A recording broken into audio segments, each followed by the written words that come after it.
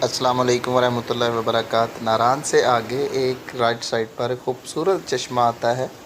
तो इसका one one hour तक हाइट का व्यू आपको दिखाना है। तो ये हमारे टूरिस्ट जो है वो जा रहे हैं और मुसलसल पैदल चल रहे हैं और ये हाइट पे काफ़ी ज़्यादा जा रहे हैं। और ये देखें, मुख्तलिफ़ ये वीडियो काट काट के एडिट करके बनाई गई है। आपको 1 मिनट के अंदर 1 घंटे के बाद का व्यू आपको दिखाते हैं। तो ये देखिए, ये इनका ये भाई हैं अवैस भाई, इनका भी शुक्रिया। और ये व्यू 1 घंटे तक हाइट का है। थैंक यू, अल्लाह हाफ़िज़।